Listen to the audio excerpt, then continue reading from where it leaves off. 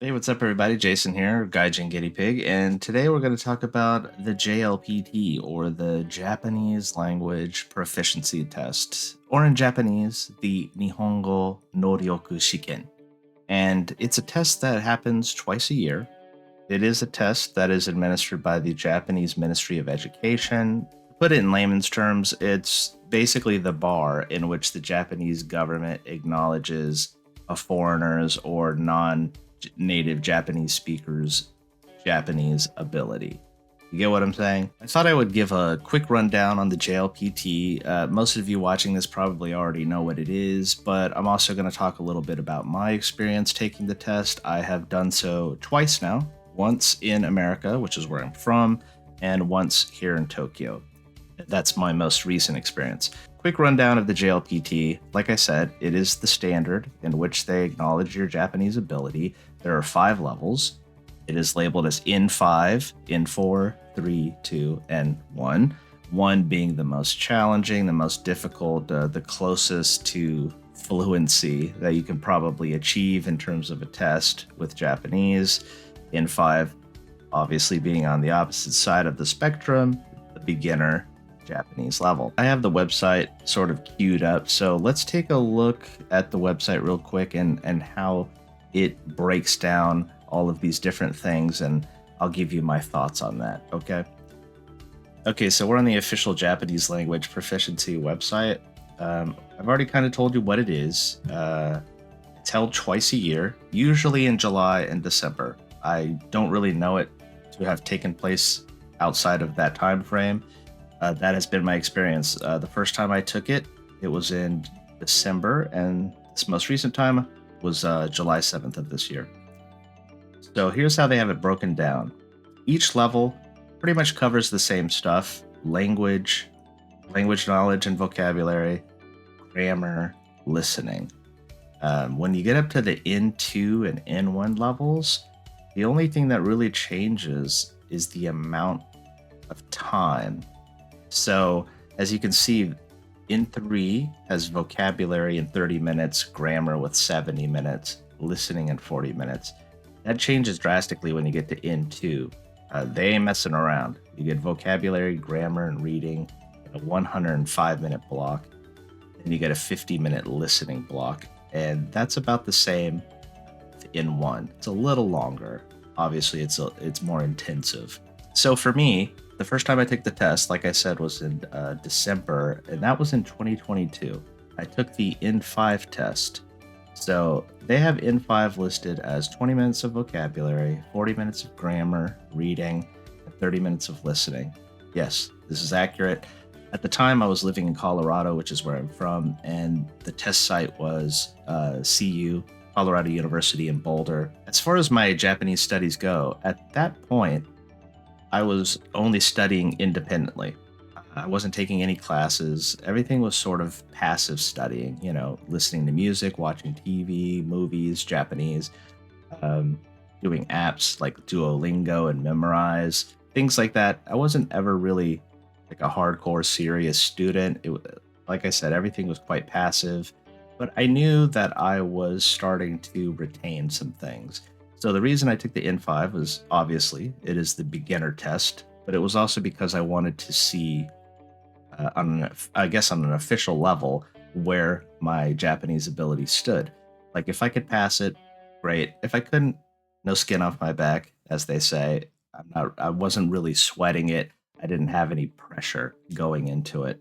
But sure enough, I took the test in December, and then I think it was a couple of months later. For some reason, it takes quite a while to get your results for the test. I don't know how they go about grading it. Maybe they're just overwhelmed by the sheer volume. They just don't have the manpower to grade it in a more timely fashion, or maybe it's not a priority. Who knows? But it does take a while to get your results back. And yes, I did pass the N5 test. I remember feeling at the time that it was a lot easier than I expected. But again, user mileage may vary. It really is hard to ascertain the actual difficulty of these tests because it depends on your actual knowledge base. Everybody's going to be different and they're going to have a different experience. But again, this was my first time formally testing myself and my Japanese ability, so of course it only made sense to start the N5 level.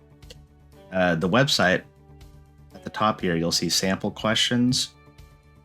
This is a pretty decent way to get an idea of where your actual ability might be. If you try N5 sample questions, as you can see, it brings it up, and then it's telling you, give me the hiragana version of this word that is in kanji, atarashi kuruma desu ne. It's a new kuruma, it's a new car, right? So you would pick the correct hiragana. It's different things like that. It's one, by the way. And it's a pretty good way to get an idea of where your level is. Okay, I finally figured out how to go back. But again, there's sample questions for all different levels. What I would recommend as a better way to ascertain your level is to just go on YouTube.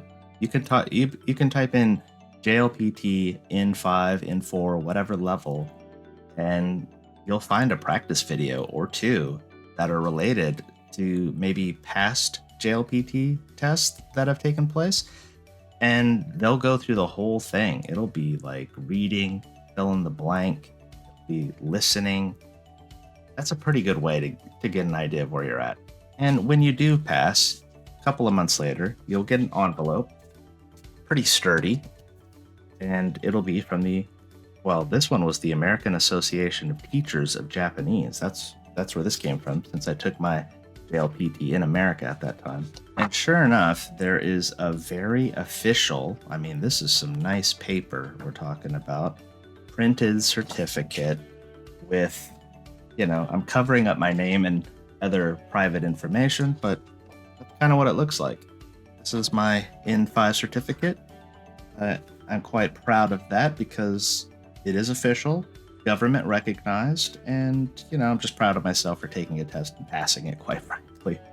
But it's got all the stamps and all the fun stuff you could need. Now, while it is cool to have a N5 certificate, it doesn't mean much in regards to maybe job opportunities in Japan. So it's really just a way to test yourself and get an idea of where you're at. But when it comes to getting jobs in Japan, again, the JLPT is important because it's how a lot of companies will know your language base. It's the starting point. The companies will say, hey, this person has an N2 certificate, they have an N1 certificate, then I know they at least know this amount of Japanese, a working level of Japanese for the type of business that they do, whomever they may be. And a lot of times they will tell you, they being, I guess, the general voices concerned with the JLPT, will tell you that the only certificates that really matter in regards to getting a job in Japan are N2 and N1 level. Yeah, that makes sense. That's closer to fluency, right?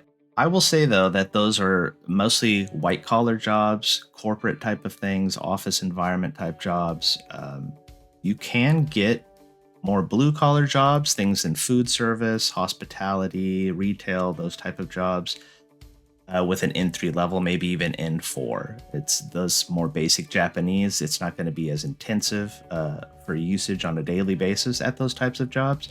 But at the same time, those are the kind of jobs that aren't necessarily going to sponsor your work visa. You get what I mean? It's mostly for like students who are in Japan. They speak at maybe an N4, N3 level. They can get those jobs pretty easily, working at a convenience store, for example. But again, none of those jobs, or it's going to be rare that they're going to sponsor your visa so that maybe you can stay in Japan longer if that is your goal. The jobs that are more N2, N1, the white collar stuff, those are the ones that are going to be more inclined to keep you in the company and sponsor your work visa. So there is that to consider. So my most recent experience with the JLPT was this year, in July. That was for the N3. That's right. I took the N3 test. And of course, as you level up, you're going to move further away from the furigana, which is the small kana on top of the words to help you read easier. You're going to get rid of more hiragana. You're going to get a lot more kanji. You're going to get a lot more complicated vocabulary.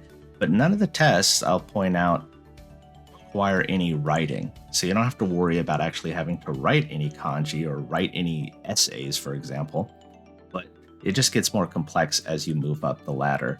I will say this, after I took the N3, I felt a lot less confident after I took the test. I like to tell people, 思ったほど難しかったです. It was a lot harder than I thought it would be. And it was. So I'm not feeling super confident about getting a passing grade on that one, which makes it all the more torturous that I have to wait until September to get the results of that test, because I really don't know where I stand with it. I don't feel confident. If I pass, I think it'll be a small miracle.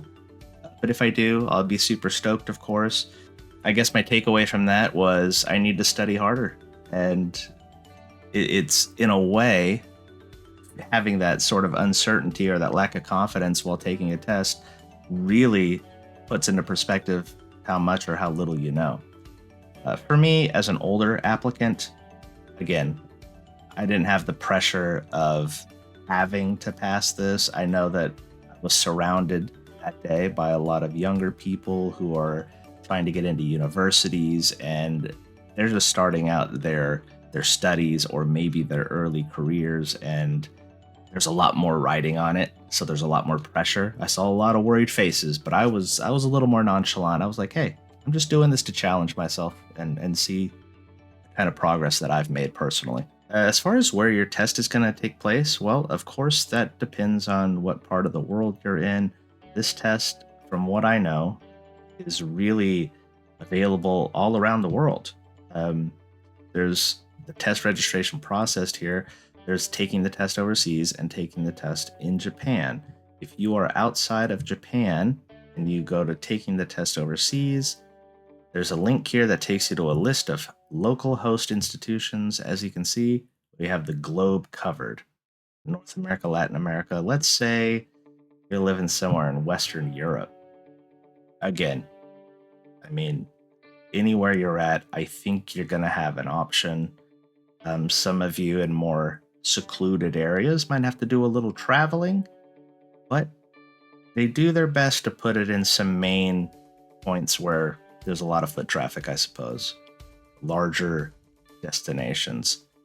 So the options are there. So I'll leave you with one final thing from the website here, telling you the advantages of the JLPT in case you're wondering, like, why should I even bother? Well, besides just maybe wanting to challenge yourself and see where you are in regards to your Japanese studies, immigration looks favorably upon those that have N1 or N2 level Japanese. You know how immigration, everything's sort of built around a points system in regards to highly skilled foreign professional visas and things like that. Well, if you have an N1, as it says here, if you have an N1 level Japanese, that's automatically 15 points. N2, 10 points. So if you're looking to get those points needed for preferential treatment, as they put it, at immigration, taking the JLPT is one way to get that. And then it goes on to list the JLPT's benefits for those who might be medical practitioners, assistant nurses, caregivers, etc. So my experience is obviously going to be different from some of you that are watching this video because, like I said, I'm an older applicant who's just enjoying studying Japanese for the sake of studying Japanese. I don't have any pressures where I need this for work or I need this for university. And yes, that does take a lot of pressure off of it for me. But for those of you who have a lot more writing on it, I would just say stick with whatever you're doing in terms of your studying regimen. Most of us that study Japanese, we have our system in place where we do certain things every day. We just hit these little beats. At least that's how my Japanese is. I do certain things every day, a little bit of kanji study, a little bit of vocabulary. Just keep doing what you're doing and don't rush it. I think it's okay to just take it like it is, N5 to N1, like a ladder system. Work your way up to N1 if that is your goal, but don't feel like you have to get N1 or N2 right away just because you know how important they are. I think if you rush it, you run the risk of experiencing burnout, like with anything that you push yourself towards. Um, and try to enjoy the process. For me, studying Japanese is fun.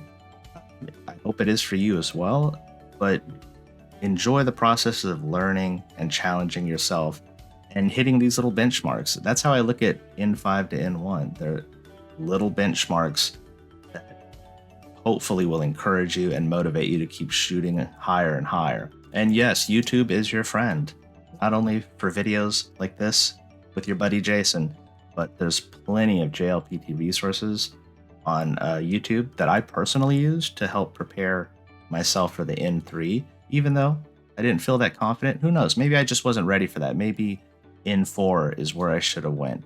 Oh, and before I wrap things up, I guess I'll tell you a little bit about the actual classroom atmosphere or the testing atmosphere when you're doing the JLPT. It's very strict. It's like military style strict. The proctors are not messing around. They want you to take your cell phone, put it in a plastic bag, turn your phone off, and put that phone in a bag. Like they don't even want it remotely close to your desk where your test is. And let me tell you this is the thing that kind of made me laugh because I was so surprised. I took an eraser to the test, this most recent one. It looks like this, bought it at a Japanese stationery store. It has a little paper sleeve on it, right? You can maybe see that. They had me remove the sleeve so that it was just the eraser because maybe there's a chance somebody wrote something or I wrote an answer or something to help me on the sleeve. I don't know.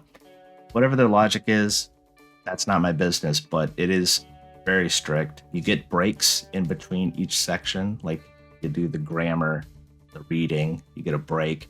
You do listening, you get a break. Everything's broken up like that, but everything goes really fast because it is so tightly structured time-wise. It's like we start here, we end here, we take a break, it ends, you go to the next part.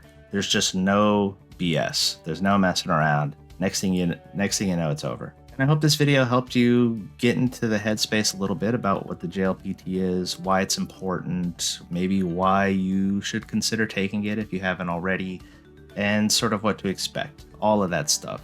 Hopefully you're enjoying studying Japanese. I feel like that should be the priority regardless. It should be something that you enjoy.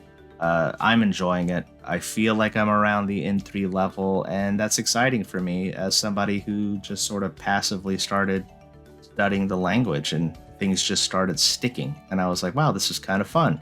Everything's fun when it starts clicking, right? Use that as motivation to continue. But hey, if you like this video, let me know your thoughts down in the comments below. Let me know about your Japanese studies and the progress you're making and your experience with the JLPT if you've taken it or if you're thinking about taking it. And if you know somebody that might benefit from this video, feel free to share it. That'd be great. But as always, thank you so much for helping my small channel grow. Thank you for watching this video, and I will catch you in the next one.